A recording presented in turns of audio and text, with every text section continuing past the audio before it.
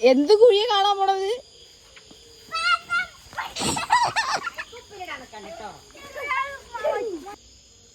നമ്മൾ പോണത് പാന്തോക്കുഴി കാണാൻ കേട്ടോ. ലാൽ ചേച്ചി വന്നാൽ വെറുതെ വീട്ടിൽ നിൽക്കില്ല, ഏതെങ്കിലും പറമ്പ് കൂടെ എങ്ങോട്ടെങ്കിലുമൊക്കെ പോവും.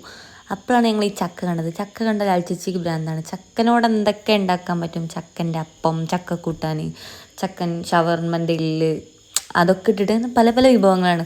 ഒറ്റയ്ക്ക് ഉണ്ടാക്കി കഴിക്കില്ല, നമ്മളെല്ലാവർക്കും തരും. നമ്മളൊക്കെ എല്ലാവരും ഇതിൻ്റെ ഭാഗവും. ലാൽ ചേച്ചി ഇവിടെ വന്ന് വീട്ടിൽ വന്നു കഴിഞ്ഞാൽ വെറുതെ നിൽക്കില്ല, അങ്ങനെ ഓരോരോരോ സാധനങ്ങൾ ഉണ്ടാക്കിക്കൊണ്ടിരിക്കും. അപ്പോൾ ഈ ചക്കയിൽ വെള്ളം കയറി എന്നൊക്കെയാണ് ലാൽ ചേച്ചി പറയണേ.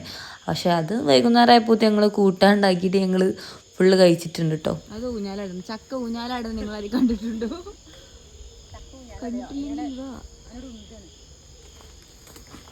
ആ ചക്കയ്ക്ക് ക്യാമറ ഒന്ന് ഒളിച്ചു നടന്നു. താന്തക്കൊന്ന് ചടിക്കും. ഇനി വരാണ്ടൊക്കെ വേണ്ടിയുള്ള ട്രിക്കാണ്. നിങ്ങൾ നാട്ടിലൊക്കെ ഉണ്ടോ? അതെ, ഋതുവിനെയും കൊണ്ട് എല്ലായിടത്തും ഓണായോ. ഇത് ഇതിങ്ങനെ കാറ്റടിക്കുമ്പോൾ കണ്ടോ ഇങ്ങനെ സൗണ്ട് ഉണ്ടാവും. കാറ്റടിച്ചാൽ പന്നിക്ക് കേൾക്കാലോ. അല്ലെങ്കിൽ എന്ത് ചെയ്യും?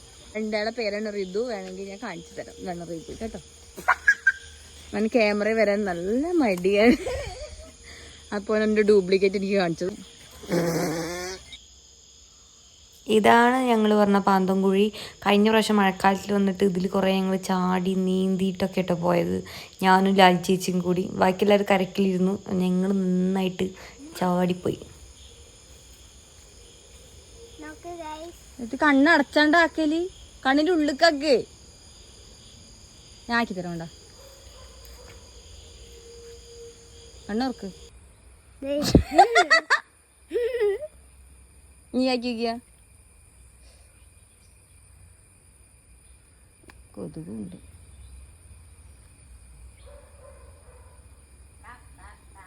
ജാതിക്കത്തോട്ടം കേട്ടോ.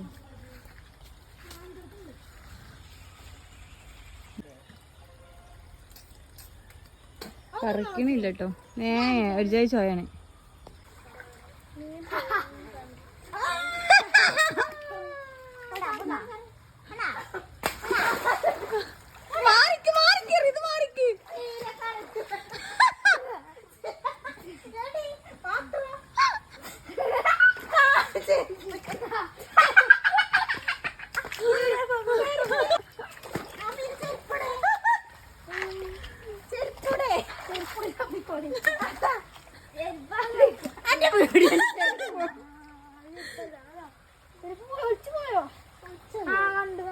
ഒലിച്ചു പോയാ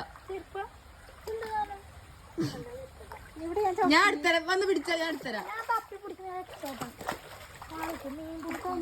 പോയോ